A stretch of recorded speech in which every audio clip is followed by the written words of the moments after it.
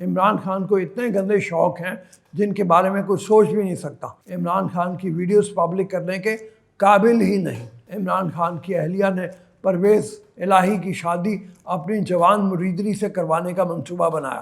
مریم نواز کے bath room میں کیمرے بشریٰ بی بی کے حکم پر لگائے گئے تاکہ ضرورت پڑنے پر ہم مریم نواز کو بلیک میل کر سکیں۔ عمران خان ٹک ٹاکر حریم شاہ کو بھی قتل کروانا چاہتے تھے۔ سابق وزیر اعظم عمران خان نے کیوں مشہور و معروف شخصیت عامر لیاقت کی پہلے ویڈیو ریلیز کرائی پھر قتل کروا دیا؟ بشریٰ بی بی کو وزیر اعظم ہاؤس سے تھپڑ مار کر نکالا گیا۔ بشریٰ بی بی اور عمران خان کے درمیان بات طلاق تک جا پہنچی تھی۔ بسم اللہ الرحمن الرحیم، السلام علیکم، میں ہوں عبدالرؤف اور آپ دیکھ رہے ہیں باغی ٹی وی۔ اس وقت ملک میں عجیب صورتحال بنی ہوئی ہے یا بنا دی گئی ہے۔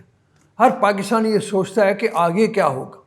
یہ صورتحال ملک کے معاشی اور سفارتی معاملات کے لیے انتہائی نقصان دہ ہے۔ سیاسی مفادات کے اس کھیل نے سیلاب زدگان، سیلاب سے نقصانات اور معاشی بہتری کی کوششوں کو پیچھے دھکیل دیا۔ ملک میں ہر طرف سائفر، لیکس، بیانات اور دھمکی آمیز تقاریر کا نہ ختم ہونے والا شروع ہو گیا ہے۔ مجال ہے کسی کو ملکی معاملات کی ذرا برابر بھی فکر ہو۔ یہ کیسے سیاستدان اور بعض خود ساختہ رہنما ہیں جو محض اپنے مفادات کے لیے ملک کی سلامتی و بقا، عزت و ناموس، معاشی بہتری اور ملکی مفادات کو قربان کرنے پر تلے ہوئے ہیں۔ جہاں تک عمران خان کا تعلق ہے، ان کی مشکلات میں ہر روز نیا اضافہ ہو رہا ہے۔ ان کے لیے وقت کے ساتھ ساتھ میدان تنگ اور حالات گمبھیر ہوتے جا رہے ہیں۔ صورتحال کو اس نہج پر پہنچانے میں ان کے سیاسی معاملات اور داؤ پیچ سے نابلد ہونے کے علاوہ ان کے بعض ساتھیوں کا اہم کردار۔ یہ تو آنے والا وقت بتائے گا کہ ان پر لگے الزامات میں کتنی صداقت ہے، لیکن پوری قوم کو یہ پتہ چل گیا ہے کہ خان صاحب سیاسی معاملات کو سیاسی انداز سے چلانے کے فن سے نہ صرف نابلد ہیں بلکہ یہ خود ان کے اور ان کی سیاست کے لیے نقصان دہ ہے۔ سیاستدانوں کو سوچنا اور سمجھنا چاہیے کہ اگر یہ سلسلہ مزید کچھ وقت چلتا رہا تو یہ ملک اور سیاست کے لیے کتنا خطرناک ثابت ہو سکتا ہے۔ سفارتی مراسلے میں ٹیمپرنگ اور رد بدل کرنا اور کسی ملک کو اس معاملے میں ملوث یا بدنام کرنا ایک سنگین غلطی اور ملکی مسائل میں مزید اضافے کا باعث ہے۔ آڈیوز کے سامنے آنے سے بہت سے حقائق بھی قوم کے سامنے آ گئے کہ کس طرح صرف سیاسی مفادات کے لیے خارجہ تعلقات اور ملکی مفادات کو داؤ پر لگانے کی کوششیں کی گئی۔ ان حقائق کو کون اور کیسے جھٹلا سکتا ہے؟ سائفر کو گم کر دینا ایک الگ غلطی ہے۔ بعض ریاستی رازوں کو پوشیدہ رکھنا ملک کے لیے کتنا اہم، ضروری اور لازم ہے، شاید ان کو اس کا بھی علم نہیں تھا۔ علاوہ ازیں ایسے خفیہ رازوں کو افشا کرنا اور عوام میں اسی تشہیر کرنا کتنا بڑا جرم ہے، شاید وہ اس سے بھی بے خبر تھے۔ لیکن ان کے بعض قریبی ساتھیوں نے بھی، جن کو یہ سب قوانین معلوم ہیں، ان کو ان سے باخبر رکھ کر نہ صرف ملک بلکہ خود عمران خان کو اندھے کنویں میں دھکا دینے میں اہم کردار ادا کیا ہے۔ کہا جاتا ہے کہ ہوشیار پرندہ جب پھنستا ہے تو جال میں اس کے دونوں پر آ جاتے ہیں اور اس کو تب پتہ چلتا ہے جب وہ جال میں پھنس کے آتا ہے۔ یہی صورتحال عمران خان کو غلط مشورے دینے، بھڑکانے اور ان کو دھکا دینے والوں کے ساتھ بھی ہوگی۔ عمران خان کو یہ خوش فہمی یا غلط فہمی ہے اور پتہ نہیں اس کے پیچھے کون ہے کہ وہ اداروں پر دباؤ ڈال کر اپنے من پسند فیصلے کرانے پر انہیں مجبور کر سکتے ہیں۔ کبھی وہ گریبان پکڑنے کی کوشش کرتے ہیں لیکن ناکامی دیکھ کر فوراً ہی پیر پکڑنے کی کوشش کرتے ہیں، لیکن ان کا کوئی بھی حربہ کامیاب نہیں ہو سکا۔ اب تو حالات یہاں تک آ گئے ہیں کہ ہیکر نے میڈیا سمیت اداروں اور حکومتوں کو ایسے شش و پنج میں ڈالا ہے کہ کوئی بھی اٹھتا ہے، ایک اکاؤنٹ بناتا ہے، اس کا نام رکھتا ہے ہیکر، اور اس پر جو من میں آیا لکھ کر سنسنی پھیلا کر میڈیا ہاؤسز کو ٹیگ کر دیتا ہے، اور اس کے بعد ملک میں طوفان برپا ہو جاتا۔ آج ہی کچھ یوں ہوا کہ ایک اکاؤنٹ بنا جو کہ اب ڈیلیٹ ہو چکا ہے۔ اس نے آڈیو لیک سے متعلق سنسنی پھیلائی اور شدید اور سنگین نوعیت کے الزامات عمران خان پر لگائے۔ یہاں تک کہ عامر لیاقت کے قتل تک کے معاملے میں بھی عمران خان کا ہاتھ بتایا گیا ہے۔ سابق وزیر اعظم عمران خان نے کیوں مشہور و معروف شخصیت عامر لیاقت کی پہلے ویڈیو ریلیز کرائی پھر قتل کروا دیا؟ ہیکر نے سنسنی خیز انکشافات کر دیے۔ اس کی تفصیل بتانے سے پہلے ایک دفعہ پھر میں آپ کو واضح کر دوں، یہ آئی ڈی جہاں سے یہ ڈیٹا شیئر ہوا ہے، ایک چینل نے بریکنگ چلائی، وہ مبینہ ہیکر ہے اور اب تک کنفرم نہیں کہ یہ واقعی اصل ہیکر ہے، یہ ایٹمی ریاست کے ساتھ کسی نے گھر بیٹھے مذاق کیا۔ ہیکر نے انکشاف کیا کہ اس چیز کے پکے شواہد ایجنسیوں کو پہنچا دیے گئے، ضرورت پڑنے پر عوام سے بھی شیئر کروں گا۔ وہ کہتا ہے کہ بشریٰ بی بی کو وزیر اعظم ہاؤس سے تھپڑ مار کر نکالا گیا۔ بشریٰ بی بی کو دوبارہ وزیر اعظم ہاؤس داخلے کی اجازت نہیں دی گئی۔ بشریٰ بی بی کافی دیر لاہور میں اپنی سہیلی کے گھر رہیں۔ بشریٰ بی بی اور عمران خان کے درمیان بات طلاق تک جا پہنچی تھی۔ ہیکر نے دعویٰ کیا کہ ڈی جی ایف آئی اے بشیر میمن کو عمران خان کے حکم پر باتھ روم میں بند کیا گیا۔ بشیر میمن کو اس کے مطابق وزیر اعظم ہاؤس کے باتھ روم میں بند کیا گیا تھا۔ بشیر میمن کو عمران خان کی بات منوانے کے لیے دھمکیاں بھی دی گئیں۔ فرح گوگی پرائم منسٹر ہاؤس میں کیا کرتی تھی؟ بشریٰ بی بی کے ساتھ مل کر کیسے عمران خان کو گالیاں دی جاتی تھی؟ ہیکر نے فرح گوگی کی عمران خان سے متعلق آڈیو جلد ریلیز کرنے کا دعویٰ کر دیا ہے۔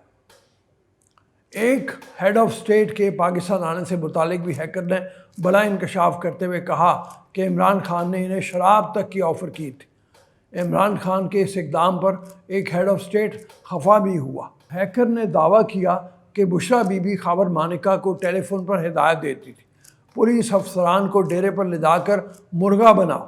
اس کی یہ جرت کہ ہمارے فیملی کی طرف آنکھ اٹھا کر بھی دیکھے۔ آڈیو پارٹ 3 میں جلد بہت ریلیز کرنے والا ہوں، یہ ہیکر کہہ رہا ہے۔ میرے پاس جتنی بھی آڈیوز ہیں ان میں مسلم لیگ نون کی وطن دشمنی ظاہر نہیں ہوتی۔ ہیکر نے انکشاف کیا کہ سابق خاتون اول نے عمران خان کے ساتھ شادی سے پہلے کس بڑے سیاستدان کو شادی کے لیے پیغام بھیجا تھا، مگر اس سیاستدان نے یہ کہہ کر انکار کر دیا کہ ہم پیری فقیری کو پسند نہیں کرتے، نہ ہی ہم چاہتے ہیں ہماری خاطر کوئی طلاق لے۔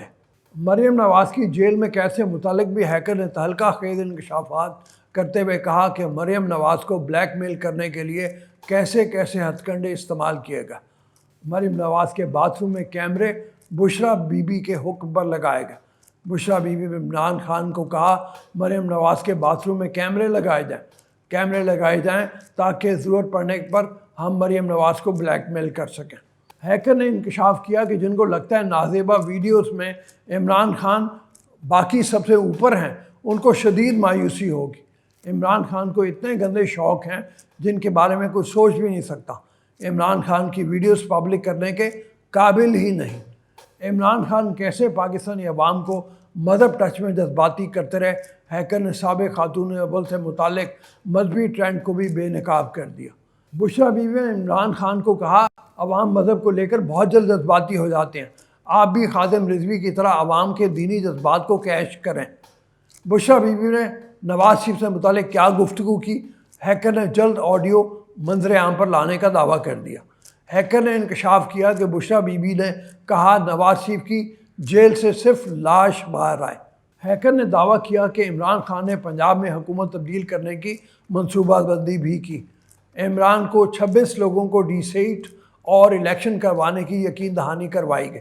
عمران خان کی اہلیہ نے پرویز الہی کی شادی اپنی جوان مریدری سے کروانے کا منصوبہ بنایا، اس طرح پرویز الہی ہمارے قبضے میں آ جائے گا۔ ہیکر نے انکشاف کیا سابق خاتون اول کا بیٹا عثمان وزیر اعظم ہاؤس میں 15 دن رہا اور بشریٰ بی بی کا بیٹا وزیر اعظم ہاؤس میں کیا کیا فرمائشیں کرتا رہا۔ ہیکر نے دعویٰ کیا خاور مانیکا کا پیغام بھی وزیر اعظم ہاؤس میں بشریٰ بی بی کو دیا گیا۔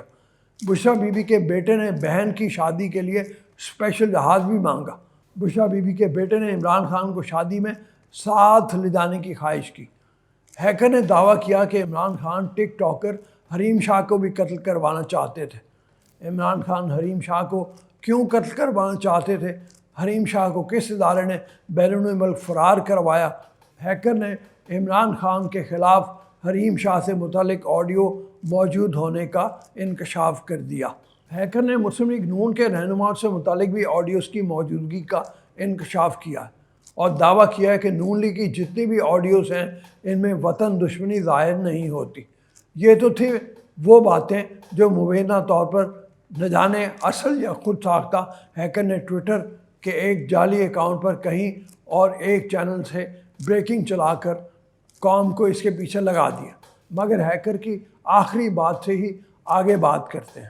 نون لیگ سے متعلق وطن دشمنی ثابت نہیں ہوئی، یہ فیصلہ جناب ہیکر صاحب نے کیا۔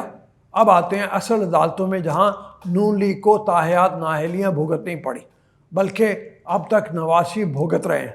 لیکن آج عدالت نے ایسے ریمارکس دے دیے کہ اس بات پر تبصرہ تو نہیں بنتا، مگر ریمارکس کیا تھے وہ آپ کے سامنے رکھ کر فیصلہ آپ پر چھوڑیں گے۔ چیف جسٹس پاکستان عمر عطا بندیال نے فیصل بابڈا کی تاحیات نااہلی کے خلاف کیس میں ریمارکس دیتے ہوئے کہا کہ تاحیات نااہلی کا آرٹیکل 62(1)(f) کالا قانون ہے۔ موجودہ کیس کو محتاط ہو کر سنیں گے۔ چیف جسٹس پاکستان کی سربراہی میں 3 رکنی بینچ نے فیصل بابڈا کی تاحیات نااہلی کے خلاف اپیل پر سماعت کی۔ وکیل وسیم سجاد نے موقف اپنایا کہ فیصل بابڈا نے 2018 میں انتخابات لڑے اور 2 سال بعد غلط بیان حلفی پر نااہلی کی درخواست عدالت میں دائر ہوئی، جس پر چیف جسٹس پاکستان نے کہا الیکشن کمیشن کو غلط بیان حلفی پر تحقیقات کا اختیار حاصل ہے۔